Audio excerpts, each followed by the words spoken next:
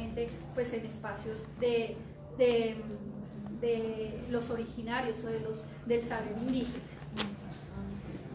Otra parte muy importante a la cual llegamos a partir de esas reflexiones era ser protagonista inmediata, hacerse protagonista de manera inmediata a los infantes, porque normalmente decimos ellos desconocemos el poder que tienen ellos de transformación actual. Entonces un niño que aprende condiciones de responsabilidad ambiental es más fácil que los ponga en ejercicio hoy y no que les enseñemos más adelante. Y el niño también, en algún momento, yo decía que las escuelas y los colegios, las escuelas y las familias debíamos hablar en el mismo idioma, pero también es importante que el niño ejerza un papel protagónico en relación a que él también reeduca a los padres de familia. Entonces es más fácil que el padre de familia no bote el papelito, porque el niño va a ser el primero que le va a decir que no hay que hacerlo. Entonces es un ejercicio también donde hemos encontrado que esos niños permiten, obviamente, entrar en armonía con los aprendizajes y los derechos y los deberes en relación a lo ambiental. Y que este estudio finalmente visibiliza una gama de espacios y de políticas que efectivamente es necesario reconocer, pero más allá de reconocer es que nosotros nos veamos como actores activos en el proceso de cuidar pues nuestros recursos. Entonces este ha sido como el adelanto de este desarrollo de esta categoría.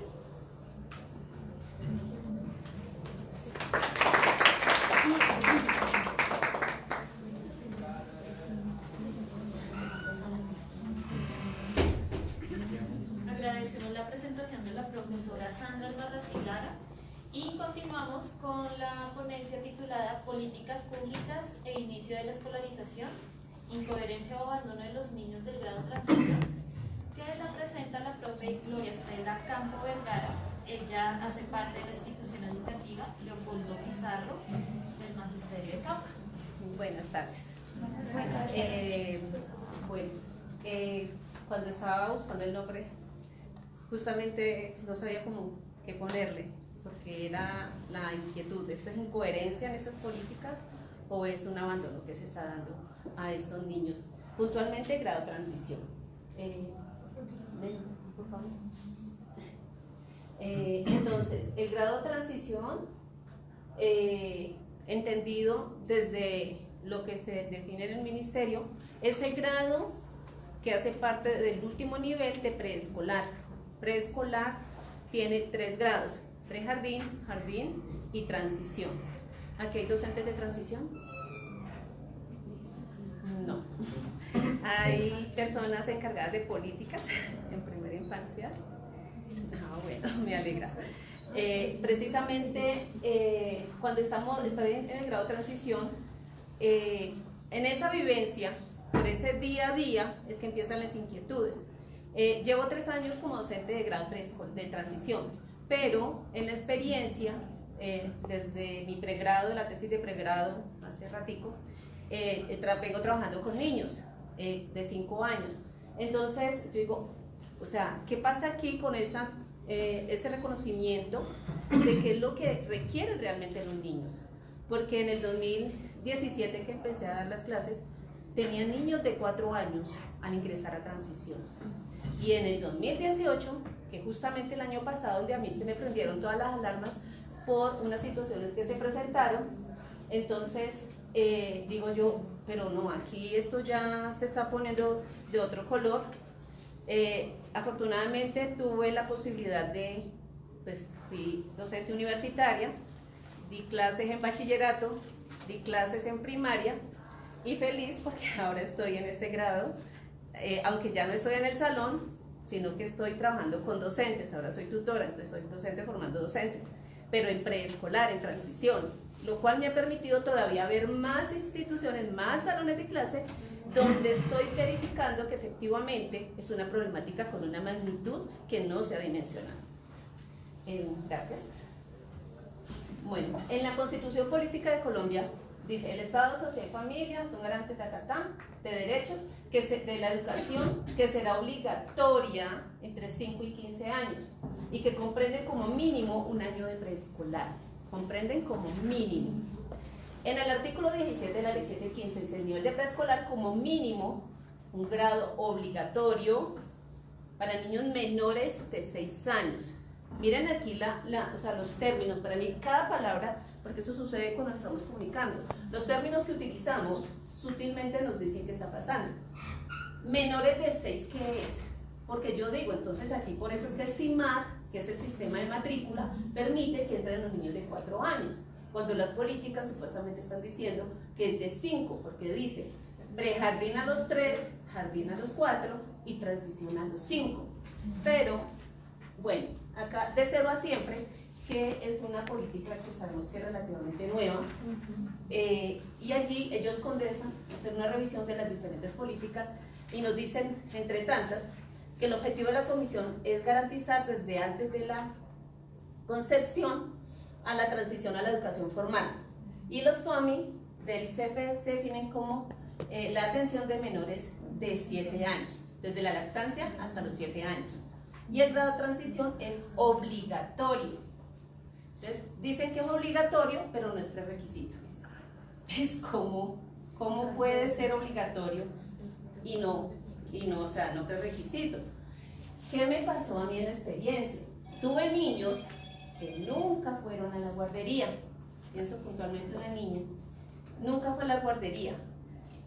Y hay que contextualizar. En mi contexto, Miranda Cauca es un pueblo con un nivel educativo alto, pero no quita que haya unas familias de unas condiciones muy vulnerables y que son una familia, aunque la familia es una familia respetuosa, pero con unas condiciones que la niña cuando llega con unas formas que le dificulta aprender, por lo menos hablarles puntualmente.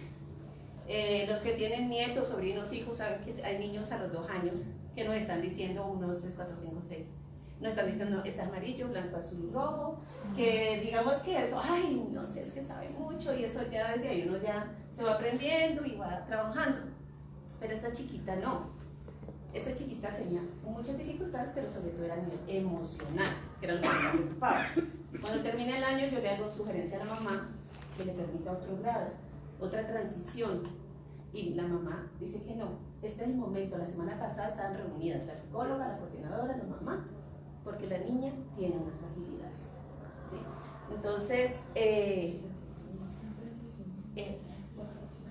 Entonces, estos niños de grado de transición, o sea, otra incoherencia, porque, bueno, no es incoherencia, porque leyendo con detenimiento, resulta que la política dice para establecimientos estatales,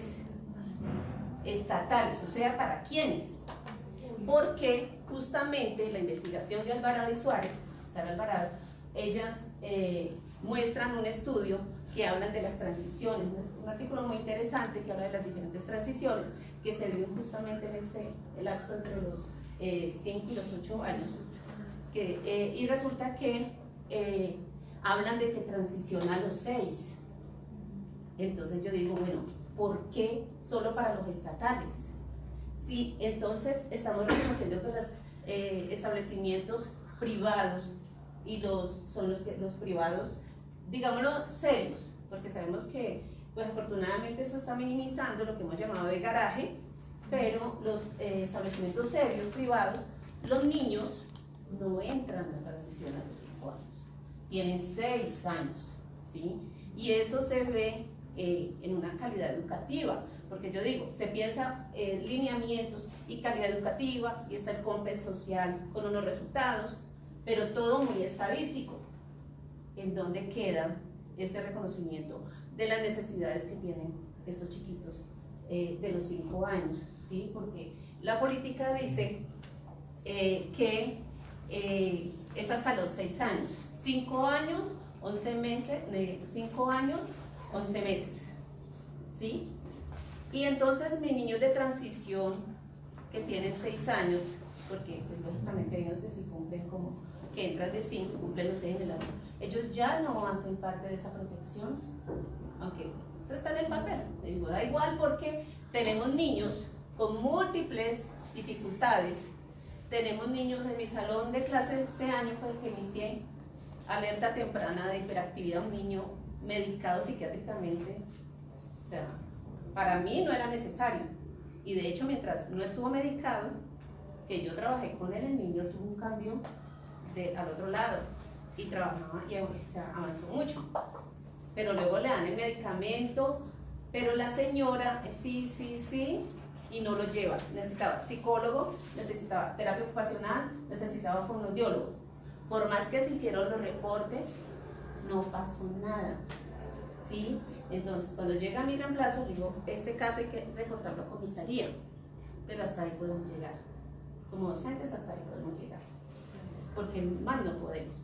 Y tengo la experiencia de años pasados, en el primer año, 2017, un caso muy delicado de una chiquita, y fui a comisaría, y yo era en comisaría porque me tocaba estar allá en la comisaría. Vea, por favor, la visita, esta mamá necesita, la niña, mire, está en riesgo. Pero yo dejo de ir y ya el caso no sigue siendo atendido. Entonces, ¿dónde está la garantía de protección a estos chiquitos? Bueno, y ni qué decir de la infraestructura. Cuando llegué hace 3 años en la jornada de la tarde a empezar en transición, mi salón era un salón que había trabajado ahí primero. Lo que tenía era el abecedario, decorando el abecedario, pero no había nada de material didáctico. Empiezo a construirlo con los mismos niños, y los padres de familia también colaboran mucho, y finalmente pues logré tener como un buen material didáctico y pedagógico, pero realmente no, esa es la hora que no ha llegado nada. Y en la sede de transición, el material que hay es de hace por ahí 8 años. Y ahora que estoy como tutora en el programa Todos Aprender, llegan libros, y yo sé que han estado llegando libros, y llega material para primaria. ¿Y por qué nunca llega nada para transición? ¿Sí? ¿Por qué no llega para transición?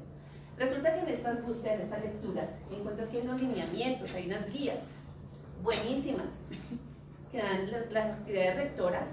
Para mí, si realmente esas actividades rectoras se garantizara que llegaran a todos los docentes, que se capacitaran, le aseguro que hay una transformación. Porque en este momento como tutora me ha tocado difícil con las profes, porque ellas, no, es que yo no vengo haciendo así, eso está bien, ha dado resultados, somos los mejores de aquí, del Cauca, nos va muy bien. Profe, pensemos en los niños. Profe, ensayemos, ¿qué le parece?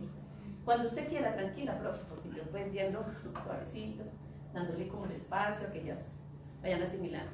Pero me dijo, profe, es que queremos hacer la clase con una de las actividades, a ver, ¿cómo es que lo que es eso que usted dice? Y verdad, fue bien interesante, ya se están sensibilizando. Les digo que si eso se hiciese en los diferentes, hasta el último rincón de nuestro país, que las profes se dieran cuenta que son esas actividades rectoras las que nos permiten desarrollar pensamiento, que no es la plana, que Alvarado lo dice también en uno de sus estudios, no quedarnos con eso desde los palitos en el cuaderno, ¿sí? El otro día, por equivocación, llegó un padre de familia con un cuaderno de una niña. Ah, que Juliana. Ah, sí, Juliana, venga, que aquí está Juliana. Cuando la profe me dice, no, pero es que esta no es la Juliana de aquí. Y yo, ay, ¿cómo así? Y miro el cuaderno, un CDI. En un CDI son niños hasta los 4 años, 4, 5 años. Planas. Un cuaderno lleno de planas, porque eso fue hace un mes. Es decir, que cuánto llevan trabajando con los chiquitos con planas en un cuaderno, ¿sí? Entonces, eso es lo que está pasando en la realidad. Y las políticas están muy bonitas, pero tengo casos. El año pasado, un niño que cumplía los 5 años en julio. El niño llega con unas dificultades. Ante esto yo empiezo a hacer unos llamados a los padres. El padre de familia se molesta. Y el niño no lo manda. Yo hablo con la señora, no, es que no, bueno, me saca excusas, me voy al colegio, a las oficinas a ver cuáles son los antecedentes, de dónde venía el niño, y efectivamente había estado en la guardería principal. En la guardería principal, cuando hablo con la directora, me dice, no, claro, ya sé cuál caso es que ese niño tenía dificultades y los padres no entendían lo que el psicólogo les decía. Entonces, tenemos aquí la familia con una fragilidad. queda el niño a la deriva, porque está la fragilidad en la familia y hay un Estado que tampoco garantiza. Entonces el niño, teniendo que estar ese año, es decir, el año pasado, en 2018, el niño tenía que estar en jardín, si hubiese seguido allí en la institución, pero no, ellos lo retiraron y lo matricularon en la escuela, y el CIMAD lo recibió, y ante el llamado, porque ellos decían, no, es que, no, tranquilo, Jael, no, porque ellos querían que el niño hiciera cosas que hacían los otros niños. Yo, no, pero no se preocupe, a él démosle su tiempo, con él vamos diferente, y eso les molestó. Entonces, se lo llevan y se quedan niños sin escolarizar. Este año ya él no está en la institución, pero tenía que haberse quedado el niño en la casa, sabiendo que en la institución de pronto puede ofrecerles otro tipo de elementos para ayudarles a su sano desarrollo. El otro caso, una niña de 4 años, brillante, era un pitico, una cosita de nada, pero súper inteligente, con una familia muy linda, y la niña con muchas habilidades, pero bueno, vale aclarar, yo soy psicóloga, entonces tengo una visión que me permite reconocer ciertas cosas. Yo veía que la niña tenía unas fragilidades en la parte de su madurez, en la parte de la relación, en lo emocional. Porque ya ella en conceptos, en conteos, leía, sin que yo manejara planes, sin nada, la niña ya leía y sumaba y restaba, sin cuaderno, porque la idea es esa. Pero tenía cosas que yo decía, que es la preocupación. Estos niños van a pasar a primero de primaria. ¿Qué pasa en un salón de primero de primaria? ¿Juegan? De vez en cuando. ¿Cómo trabajan? Puro tablero, copia, libro, fotocopia. ¿Sí? Son unas cuantas profes, porque sé que conozco profes que de pronto participan con material lúdico, didáctico, y de pronto unas clases más amenas, más interesantes para los niños. Pero ahí es donde viene mi preocupación, porque estos niños, al tener que llegar a ser tan pequeños y a constreñirse, a alterar, o sea, ¿cómo queda su derecho? Todos sus derechos yo creo que quedan ahí socavados en el hecho de quedarse sentados en un pupitre recibiendo unas clases como pasa en nuestro sistema público, ¿sí? Y cuando digo público me refiero a la mayoría, porque yo sé que así como yo en mi salón hacía cosas diferentes, son muchos los profes, los docentes que hacen cosas diferentes para ofrecerle a estos chiquitos, pero uno lo hace en transición y en primero, y Alvarado también lo dice. Alvarado también lo dice.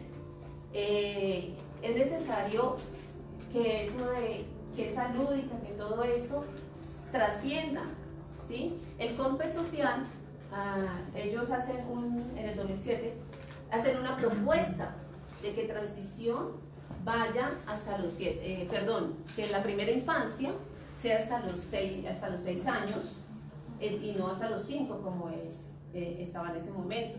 Y la clave es UMEP y EDUCO proponen también que la primera infancia, que esta aquí sería ideal, que fuera hasta los 8 años. Que para mí, ahí sí estaríamos garantizando que efectivamente los niños en esas transiciones, porque es la transición de dejar el hogar e ir a la guardería.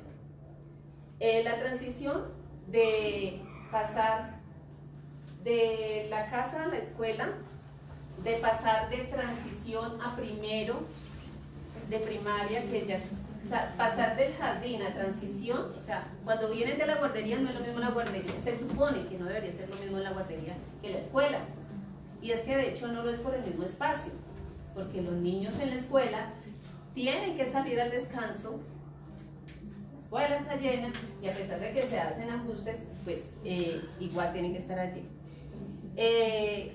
Lo que dice Alvarado, el trabajo educativo no puede ser cortoplacista pensando en grados superiores, y lo que dice el COMPES social. La ponencia, la caricatura que nos presentaron ahora, allá en el panel, por favor que se encuentre la cura para las deficiencias en la glándula de la coherencia humana. Es una problemática que tenemos todos, entonces es una lucha personal porque yo digo, somos muy incoherentes en nuestro diario vivir. en nuestro quehacer, porque a veces estamos promulgando, diciendo, pero no lo ejecutamos. Entonces, ¿cómo vamos a lograr que esto sea coherente? Entonces, por ejemplo, yo como docente, yo digo, pues tengo que empezar por mí, y por eso voy y denuncio, voy y hago gestiones, llamé a Secretaría de Educación Departamental, vean, por favor, ¿por qué están recibiendo niños? Ah, no, es que sacaron ahí el decreto y como nos dejan. Entonces, afortunadamente, como yo hago,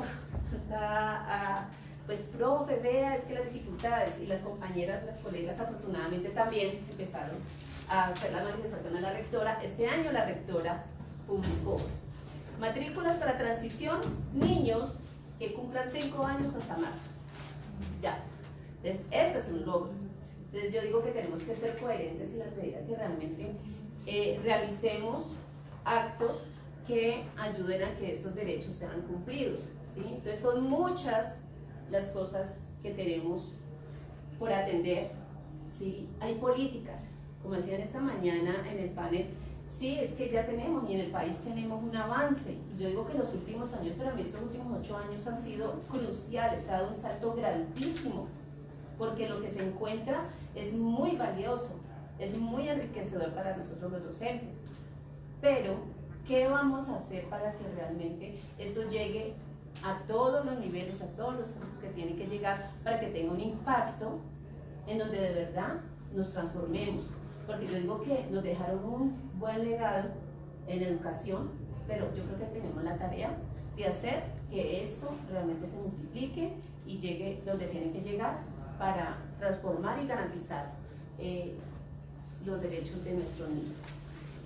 Alvarado en una de sus investigaciones dice respecto a los aportes de Amartya Sen: desde la economía consultoría de las titularidades, las oportunidades y las capacidades que permiten entender que no basta con el reconocimiento a los derechos de los niños, titularidades, si al mismo tiempo no se fortalece su potencial humano para actuar en el mundo, capacidades, y no se crean las condiciones para que pueda darse el ejercicio de los derechos y el despliegue de sus potencialidades, oportunidades. Yo escribiendo este artículo se me vino a la mente la canción, como de no soy de aquí ni soy de allá, los grados de transición quedan a la deriva. En todos los documentos que he leído aluden a preescolar, pero cuando voy a buscar para transición puntualmente, realmente es muy poco. Incluso para documentos que dicen educación inicial, es muy poco lo que hay para preescolar como tal, y muchísimo menos para transición. Entonces, a la inquietud, incoherencia o abandono. Gracias. Bueno, también agradecemos la presentación de la profe Gloria Estela. Y la última presentación se las compartiré desde la metodología de la política que trabajamos en la educación rural. Entonces yo sí me voy a sentar. Bueno, esta temática la estoy trabajando en la formación que estoy adelantando de mis estudios de doctorado en estudios políticos, porque a la luz de la experiencia que he apropiado en la educación, yo me formé de base como licenciada, siempre me he desempeñado en el campo educativo.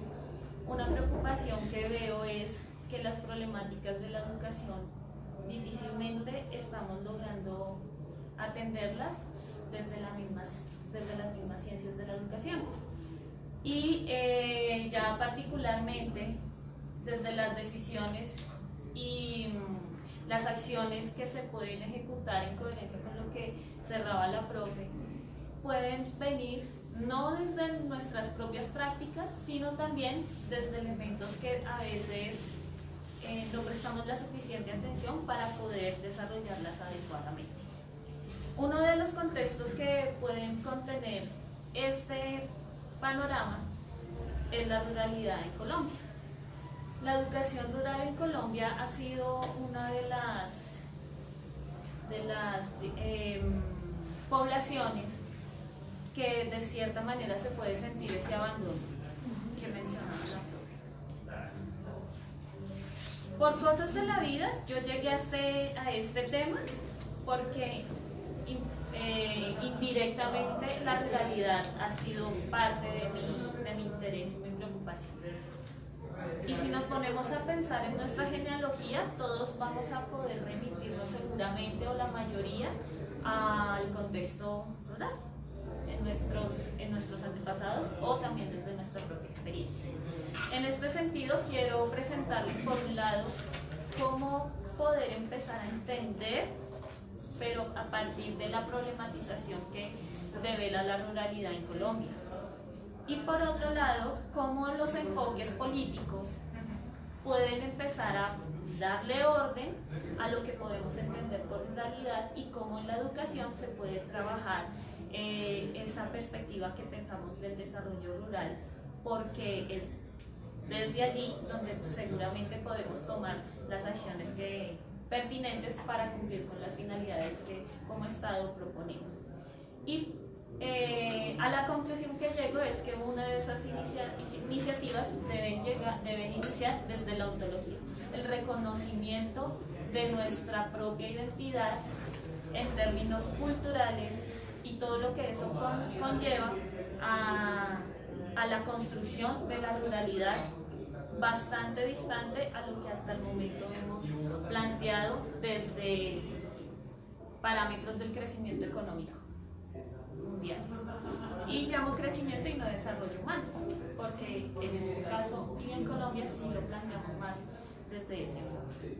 Entonces, que desde el aspecto de la ruralidad en Colombia, ¿cómo lo estoy entendiendo? Yo creo que debemos alejarnos de esto que hablamos de parámetros econocentristas, de reformas agrarias, de distribución de la tierra, porque realmente eso no es lo que nos dice que es la ruralidad. Y no nos va a decir como educadores quiénes son los estudiantes o los niños rurales. Ya sabemos que este problema de la tierra en Colombia no ha sido resuelto. Tenemos propietarios de la tierra o terratenientes, y quiénes son realmente los que son propietarios de la tierra, son los que nacen, son los campesinos, las comunidades indígenas, no necesariamente los que tengan cierto tipo de poder. Paso al anterior. Otro aspecto que también hemos visto en el desarrollo de la ruralidad en Colombia es que, a pesar de este econocentrismo, varios autores que se han preocupado por las comunidades en Colombia, como Virginia Gutiérrez de Linera, Fals Borda, Jaramillo Uribe, ya han planteado elementos como estos. Ya nos han dicho, hay que rescatar la memoria, hay que rescatar la identidad para de verdad tener una claridad de nuestra cultura.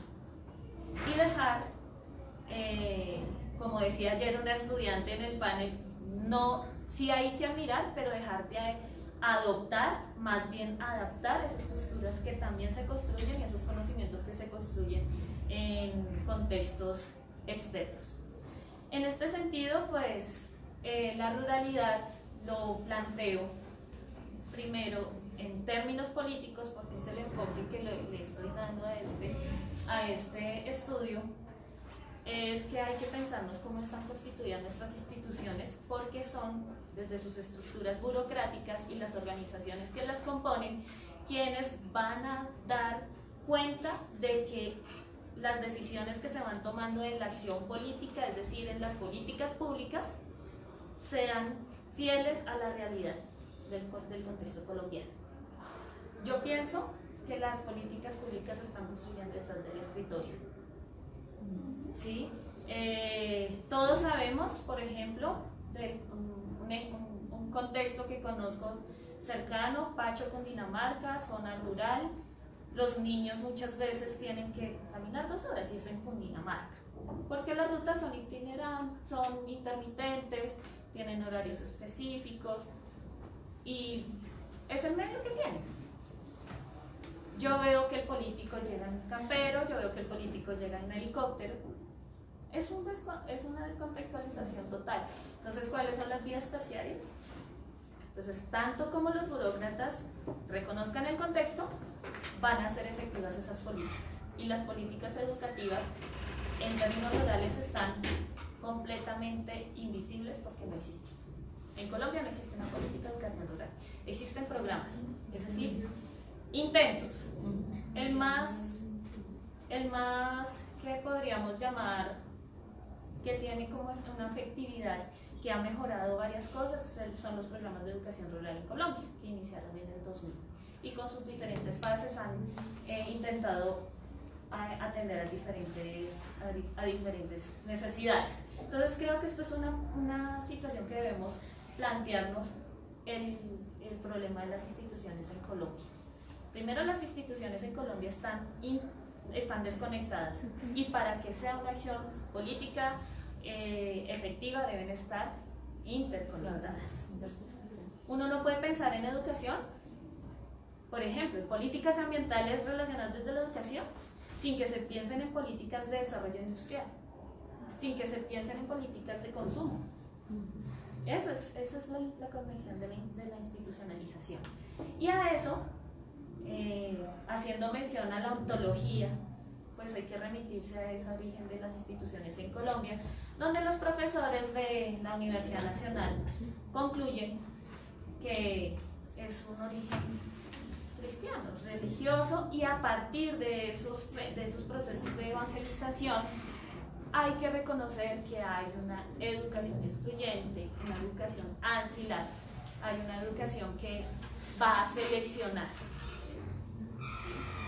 Entonces, pasando en este panorama de las instituciones, vamos llegando entonces cómo se va develando esas decisiones que se dan en las instituciones y en la burocracia a la práctica.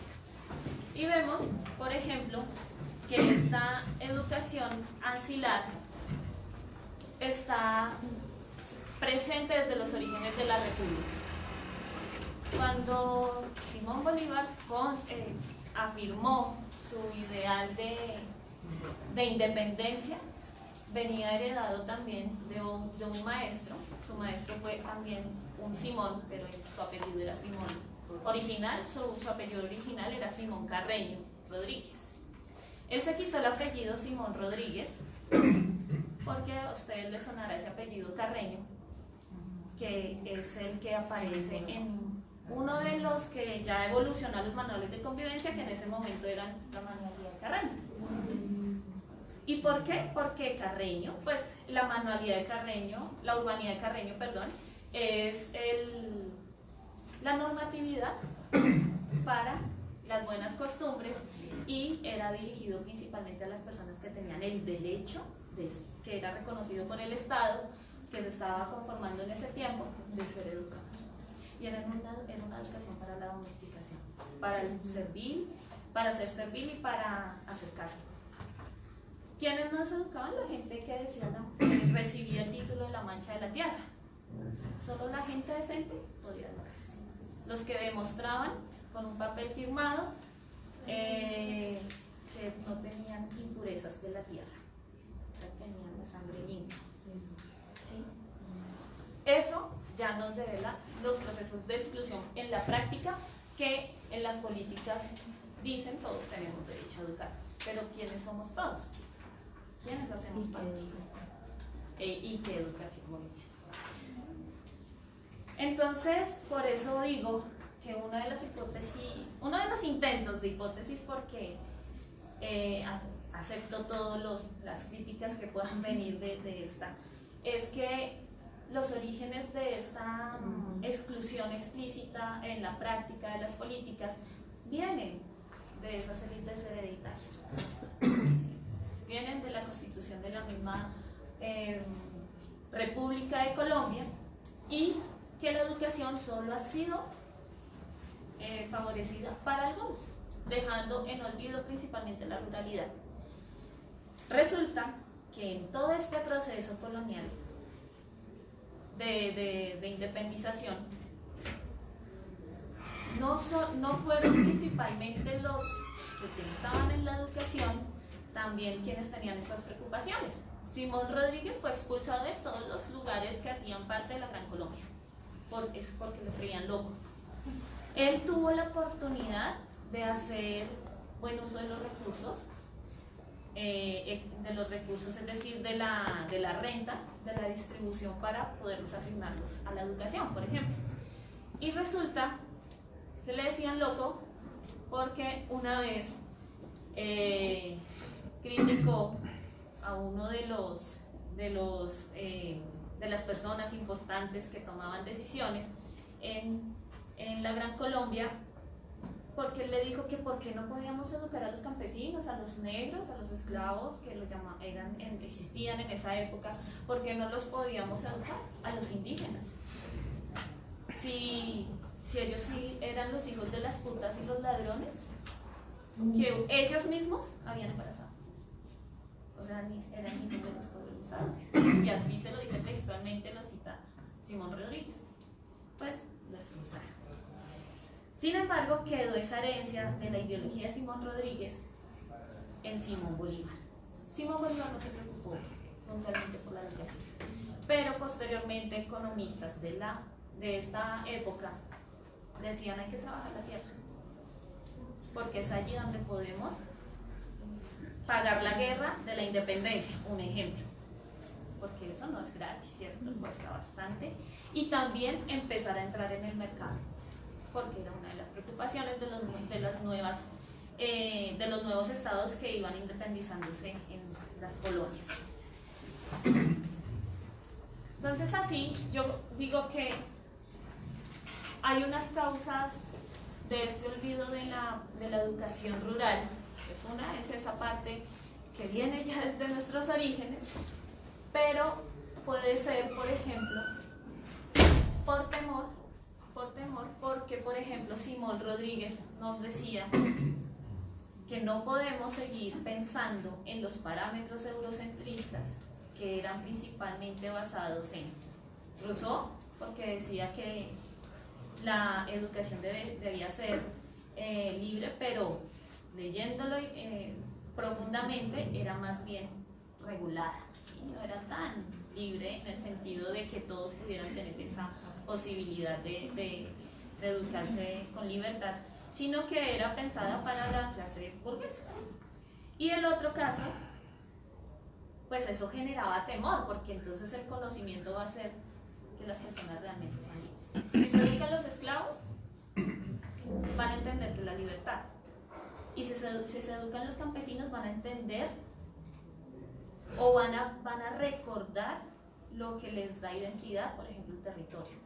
Y el territorio no es geografía y no es que limita con o con. No. El territorio es el significado que tiene para una cultura. Entonces, creo que esas son dos cosas importantes que tenemos que analizar en la política pública. ¿Cuál es el miedo y cuál es la ignorancia, el desconocimiento de las poblaciones que tenemos nosotros en nuestro país? Por eso la denuncia de Simón Rodríguez, que fue el maestro de Simón Bolívar. Entonces, Simón Rodríguez es el que se reconoce, por decir así, desde el precursor de la educación popular, porque se entendía la educación popular como lo público. Y esto es lo que va a conllevar a la construcción de la identidad del Estado. Y lo hablamos de identidad del Estado desde tres elementos importantes: cultura, territorio y la identidad como tal. Entonces, no más pensar en cultura, no más pensar en territorio, me tiene que evocar al lenguaje, me tiene que evocar a la memoria. Y son dos variables que debemos trabajar, porque la memoria es lo que ha hecho que las luchas, por ejemplo, indígenas, hayan sido exitosas cuando lo reconocemos así. Por ejemplo, la toma de un territorio indígena que después se convierte en resguardo, y allí surge políticamente el derecho a que los indígenas pueden tener un resguardo, porque es que además dice que pueden, siendo siendo que eso es natural en ellos. Surge porque se toman una hacienda de 1000 hectáreas. 1000 indígenas en 1000 hectáreas, les decían los políticos, ¿para qué? Ustedes no van a caer ahí. ¿Para qué? Y ellos, es que no es la cantidad de hectáreas, es lo que significa y todo lo que nosotros construimos allí. Y se la tomaron. La familia que vivía allí tuvo que irse. Y a partir de eso se generó una asamblea que le permitió a los indígenas declararse como en el derecho de tener su propio territorio. Entonces esa es la memoria, ¿sí ven? Me parece fundamental el término que hace parte de la educación popular. ¿Sí? Entonces en este caso, Simón Rodríguez lucha contra el prejuicio y ese imaginario de las élites hereditarias. Seguimos con ese problema de las élites hereditarias. ¿Quiénes son los que nos gobiernan? Actualmente, puede que no nos vayamos hace 200 años. ¿Quiénes nos están gobernando? Bueno, nos dirán Santo Domingo, otros dirán los Carlos Sarmiento, Uribe, etc.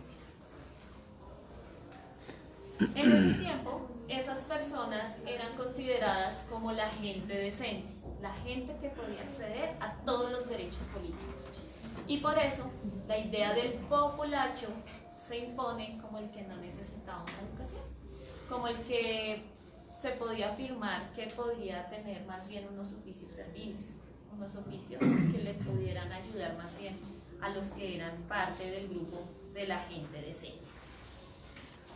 Bueno, en conclusión, pues recalco que el abandono de la ruralidad en la formulación de política pública ha sido constante en Colombia.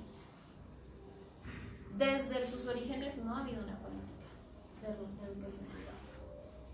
Eso es un engaño si lo queremos creer así. Son programas que al ejecutarlos, ojalá, si se sistematizan adecuadamente, como se conviertan en política pública, así como hace 2 años tuvimos la primera política pública de educación de primera infancia, siendo que 200 años llevamos de Constitución de la República. En el 2016 en agosto pasó eso. Bueno, son avances, pero ¿por qué no son suficientes? Vuelvo al tema del desconocimiento del contexto. ¿Y quiénes son los que nos van a dar esos elementos? Las mismas comunidades. Haciendo un análisis del discurso, que creo que es algo que conjuga estas 3 presentaciones, vemos que dicen una cosa y por qué no se puede lograr. Lo mostrabas tú y lo mostrabas tú también desde el medio ambiente. Y por eso se pone la mirada, se centra la mirada en la necesidad de analizar cómo fue esa educación de las escuelas de las primeras letras, que es lo que hoy hemos hablado desde educación preescolar, educación de la primera infancia, porque en toda su propuesta Simón Rodríguez, que además la plantea con datos empíricos, desde la economía, desde la política y desde lo social, dice hay que centrarnos en ellos, para que eso pueda trasladarse a la educación de las edades futuras. Bueno, se me acabó el tiempo, entonces ya vamos a dar paso a las inquietudes que ustedes quieran profundizar de las presentaciones, y quiero invitar a mis compañeras ponentes para que puedan sentarse en este espacio y así hacer más bien un conversatorio sobre los temas que tratamos aquí.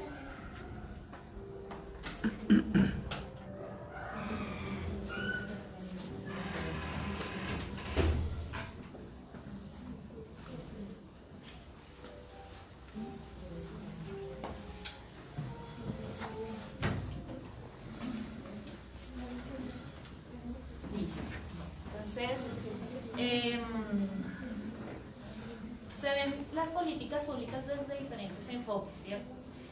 Vimos políticas propiamente educativas desde lo que ampliamente son las políticas verdes. También vimos las políticas públicas de una población específica desde la primera infancia. Y en este caso vimos cómo se originan y cuál es esa herencia que tenemos de esas políticas públicas a nivel específicamente de la educación rural. Entonces quisiéramos escucharlas, qué preguntas o qué inquietudes podrían tener de estos temas o a qué conclusiones podemos llegar, por ejemplo, qué interrogantes podemos continuar estudiando.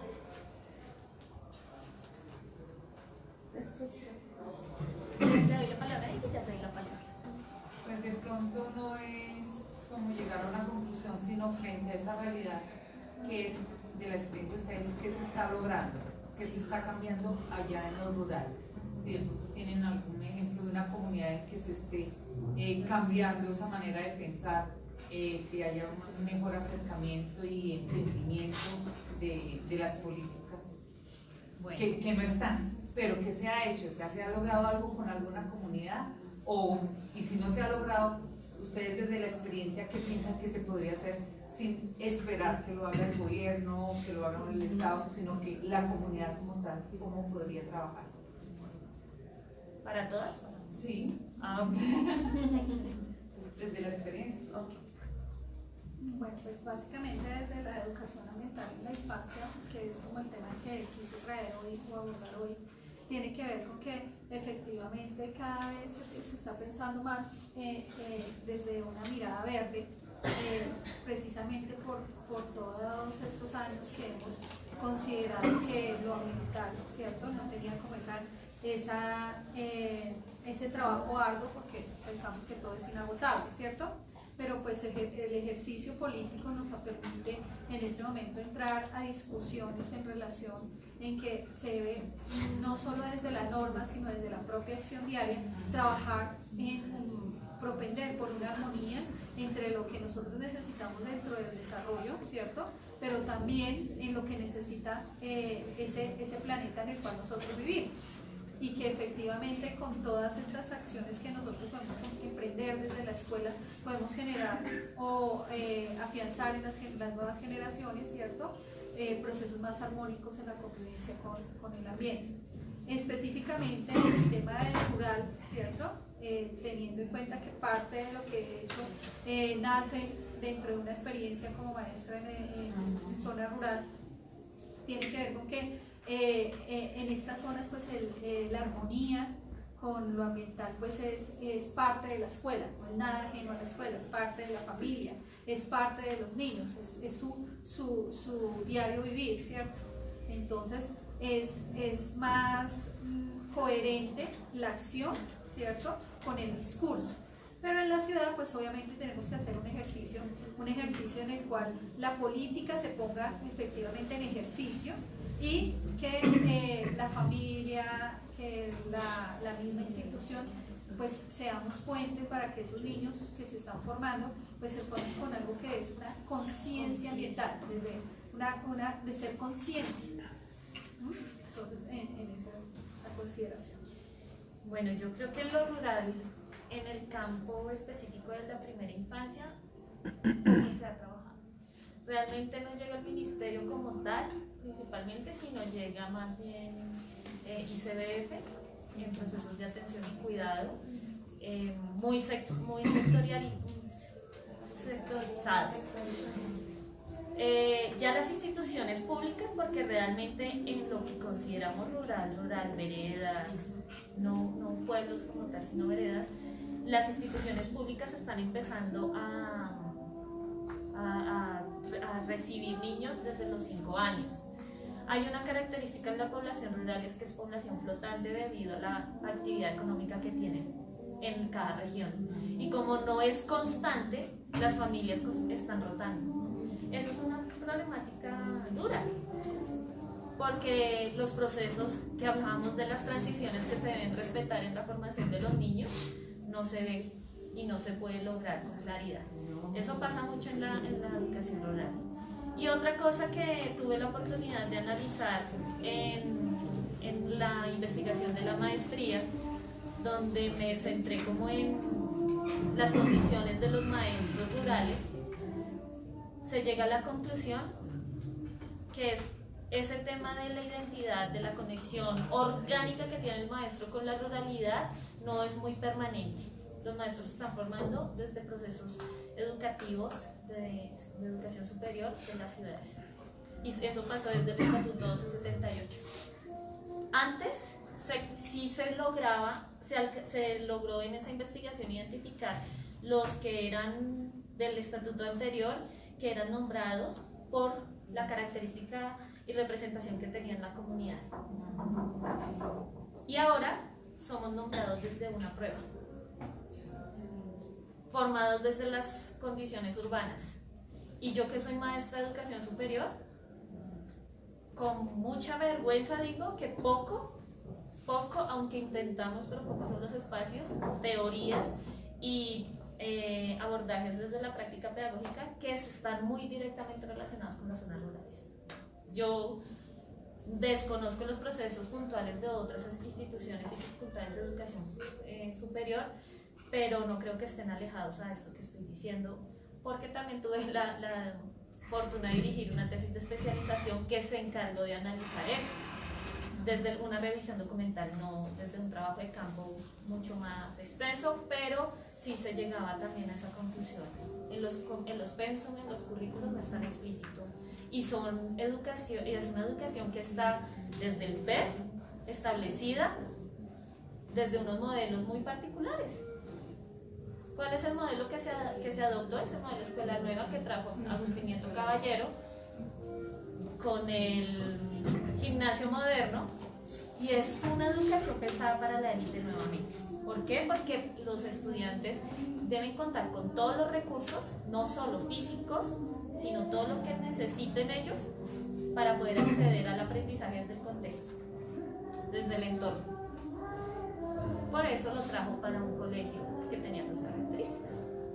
Lo adoptamos para las zonas rurales por las características del territorio, pero también se requiere un conocimiento para poder trabajar, se requieren unos materiales, unos insumos, y entonces el ministerio nos dice: hay unas guías, que decía por allá, me encontré con unas guías. Yo estoy totalmente de acuerdo con la profesora que eso no debe ser así. Cuando nosotros podemos trabajar procesos de modelos didácticos tradicionales, cuando el aprendizaje concreto seguramente ya ha sido bien desarrollado y ya podemos pasar a lo abstracto, ¿sí? Y también revisamos las guías en esa investigación de maestría, y encontramos en Alban, Cundinamarca, guías que eran para contexto del Caribe y totalmente atrasadas. Habían operaciones matemáticas con valores como 50 centavos, o habían problemas que relacionaban, por ejemplo, palabras como ñame, que los niños no conocían qué era eso ni lo habían probado. En un solo caso, yo creo que hay muchos maestros rurales, porque además mi hermano fue maestro rural, que también se preocupan por eso, pero el cambio que haga un maestro en un estudiante es mucho, pero creo que sí es mucha responsabilidad del Estado. Yo no creo que nosotros tengamos que desconectarnos del Estado. Antes teníamos que luchar más porque por eso es que no están conociendo lo que nosotros vivimos en el aula. Y los maestros hacemos, pues dirán, no todos, pero yo creo que la mayoría, y tengo colegas que son excelentes maestros y que no dicen, sí transforman unas personas, pero tenemos que generar también esas transformaciones desde el conocimiento de las políticas, porque para eso están. Para eso nosotros en el régimen democrático las legitimamos, para que se tomen acciones. Y desde la academia, ¿no sería de pronto más fácil hacerlo? Por ejemplo, sí. Yo entiendo, en la Universidad Nacional, si hay un estudiante, un egresado que propone una cátedra está sujetada, se la avala. Entonces, no sé, porque sí es una gran problemática. Sí.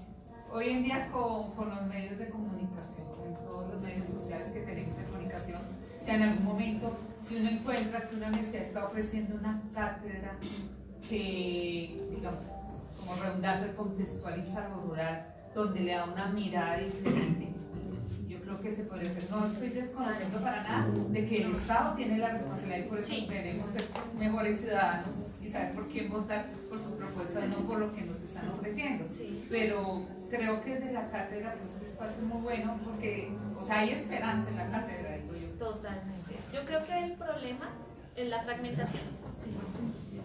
La investigación en Colombia ha sido muy fragmentada. Nosotros le hicimos esa pregunta a la viceministra de Educación cuando tuvimos la oportunidad de que viniera acá.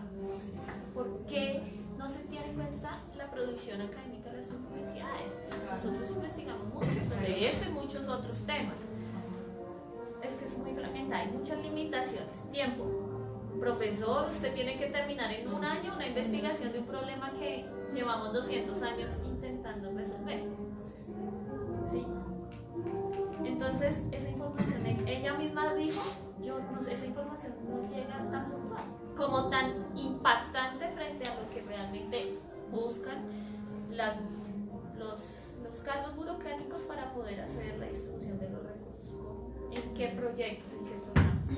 Y esa es la realidad de la política. Tenemos, a veces la política nos aterriza del romanticismo de la educación, porque sí, a veces caemos en ese romanticismo, pero no debemos perderlo, porque eso es lo que nos va a permitir tener esperanza también y no ser ciegos ante estas realidades. Los medios de comunicación también hay que trabajarlos bastante. No sé si quieran. Sí. A ver, pues me parece importante conocer desde la experiencia de lo que he escuchado a mis colegas que enseñan en la zona rural, porque en los cabildos ellos han logrado que les den como una autonomía, ellos han pretendido que les den una autonomía y tienen esa autonomía y están en este momento en Miranda, por ejemplo, se está tratando de rescatar su idioma autóctono, porque se presentan situaciones como que la señora no habla en PAES porque le da pena y no quiere transmitirlo a su familia. Entonces, esa es una realidad. Pero lo más preocupante que es que sí está ese otorgamiento, pero a la hora de las pruebas, a estos chicos no los van a presentar otro examen. Les evalúan con el mismo examen. Y a quienes y esas remuneraciones que dan a los mejores niveles, entonces, ¿dónde van a quedar realmente las condiciones de esta zona rural? Y lo de la formación docente es algo que me ha inquietado, porque yo digo que allí es donde tendría que estarse apuntalando mucho, porque si en este momento realmente las licenciaturas, todas estas carreras que hay, porque en Miranda hay fundaciones, institutos poco reconocidos que sacan las personas con estas, ¿con qué título es? De primera infancia, porque no es una tecnología auxiliar, pero entonces, ¿qué se les está ofreciendo? Realmente, ¿qué nivel se les está dando para que cuando lleguen a las instituciones, independiente de la que sea, cumplir estos niños, realmente se trabaje en el sentido que es? Y lo de la investigación, sí, lógicamente, yo por eso decidí quedarme en la escuela, porque sé que de pronto acá puedo investigar de una manera más tranquila y no con las presiones administrativas de la universidad. Y en el gremio docente, por ejemplo, lo que yo hago, o sea, yo digo, o sea, es muy poco, son pocos los docentes que leen y escriben con juicio, porque es una cultura que yo digo que hay que promulgar, ¿sí? Es una cultura que hay que promulgar porque no se escribe, no se sistematiza. Yo les digo a los profes, profe, si no escribes lo que tú haces, si alguien viene, ¿qué le vamos a sustentar? ¿Qué vamos a decir? Al mismo padre de familia, porque incluso desde ahí me he aprendido, profe, si viene la mamá o el papá de este niño, que de pronto le dé por demandar, ¿usted imagina, profe? Escribamos, llevamos toda una sistematización de lo que hacemos, que de esa manera nos estamos librando de cosas. Entonces es como eso, o sea, es una cultura que pues yo digo que se está transformando. Yo lo veo desde mi institución porque veo cada vez más jóvenes interesados en ser juiciosos en sus carreras, en sus profesiones, amantes de la lectura, de una actitud crítica, pues eso es lo que veo de Miranda. Unos jóvenes más comprometidos cada vez, porque en el colegio y en Miranda hay como esa idea de formar en educación. Pues el hecho de que existan unas políticas públicas en los campos donde ustedes se están moviendo no deja de lado como las tendencias actuales de pedagogía, ¿no? O las tendencias actuales. De todos modos estamos en una cuarta revolución industrial, estamos entrando en otro mundo. Sé que es más difícil que llegue a los medios rurales o a los medios, a los ambientes indígenas, ¿cierto? Pero de alguna manera estamos todos en esa revolución, en ese cambio, en esa globalización. Hace unos años se hablaba mucho del neoliberalismo y todo eso, y todo eso implica un cambio. De todos modos, yo creo que por cobertura este país no sufre, ¿no? Pienso yo que por cobertura no hay bueno, veredita o bueno, lo que sea, que haya una escuelita y un maestro. Entonces, pues, no más que pregunta es, ¿cómo ven ustedes eso? O sea, si nos plantean un panorama muy de iniciación, un panorama muy de poca innovación, ¿sí? El tuyo, pues, claro, no existe la política pública, es más doloroso aún, porque ahí no existe. Por lo menos en estos dos hay algo, ¿sí? Hay algo y ya es cuestión de cogerlo por bueno, ahí hacerle. Pero pues, así como para no quedar como tan desolados en el ambiente, ¿no? Y en el hecho de ver cómo está entrando esta innovación, como por ejemplo a nivel de la educación, ya hay muchas tendencias pedagógicas diferentes que permiten entender que no solo la edad es un limitante del niño, entonces no importa si tiene 4, si tiene 5, estamos rompiendo estructuras. Entonces, pues yo lo hablo es porque yo trabajo con una entidad privada y es diferente, pero pues le duele a uno su país y lo público no anda lo mismo. Entonces no sé.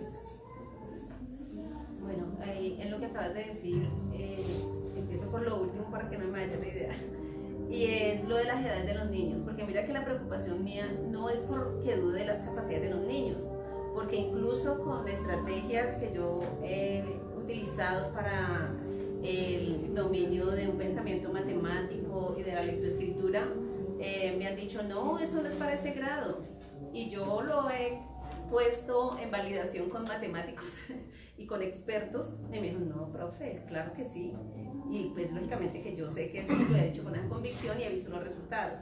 Entonces no es la preocupación por los contenidos, sino que justamente es esa manera en cómo se está estableciendo esa pedagogía, cómo se está trabajando en ese salón de clase, ¿sí? Porque sí es muy tradicional en el sentido de seguimiento de instrucción, entonces ahí no estamos logrando que realmente se construya una sociedad crítica, pensante, autónoma, porque yo creo que ante todo tenemos que formar en la autonomía de los niños, que lógicamente uno le da un margen, unas normas, pero tiene que haber ese marco.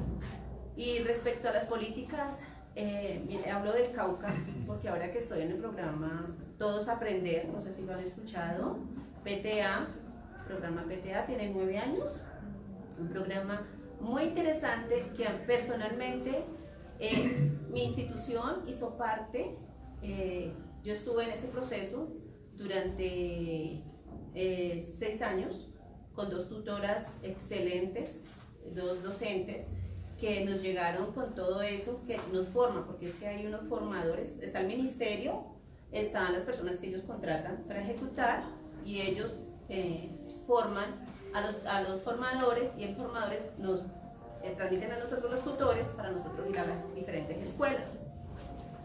Y en ese trabajo tenemos unos espacios continuos de socializar experiencias y de analizar, y viendo esas capacitaciones yo decía, genial, porque que se hable de innovación, que se hable de un docente investigador.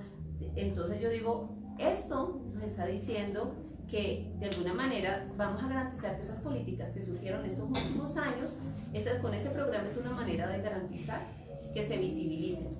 Yo lo veo así, y de hecho a mí me parece que el único programa que yo veo en este momento para visibilizar todo ese material es el programa Todos Aprender. Pero me genera inquietudes, porque sé que eso depende también del docente que llegue, porque a veces también las comunidades donde llegan, los rectores han dicho, no, yo no quiero el programa, ¿sí? No quiero el programa. Y si desde el rector no hay un recibimiento al programa, pues el docente, o sea, ¿cómo queda allí? Los docentes son muy reacios, y lo digo porque sucede que mientras uno va y solicita a los profes, entonces, profe, por favor me regala la planeación de la clase. Entonces te la mandan para el día que vas a hacer la observación, pero no es un ejercicio que lo hagan realmente como un estilo, o sea, como una forma, una estrategia, no, sino que es su práctica como tal, es una tarea que se hace para. Digamos que inicialmente es un ejercicio inicial, pero de verdad que es muy preocupante porque no hay como, no veo cómo realmente lograr que esto nos impacte de una manera más amplia. Pues básicamente en la pedagogía pues va al lado de algo que nosotros llamamos también la pedagogía de lo ambiental, que también está como en esos procesos de construcción y tiene que ver con posibilitar a los estudiantes no solo desde el área de ciencias naturales, sino desde todas las áreas y de todo el currículo y de todos los procesos educativos, pues esa responsabilidad en cuanto a lo ambiental. Que el ambiental tiene que ver con el profe de matemáticas, sí, claro, que tiene que ver con el profe de física, claro, que tiene que ver con la profesora de humanidades, claro, en la medida en que el ambiente se da no solo para el maestro de las ciencias naturales, pues obviamente es donde tenemos fortalecimiento en cuanto a los proyectos ambientales escolares. En un ejercicio muy práctico, pues obviamente los proyectos ambientales deben ser construidos desde la colectividad y deben ser construidos en el proceso de que todos podemos participar allí. Yo les contaba que en efecto parte de lo que se pudo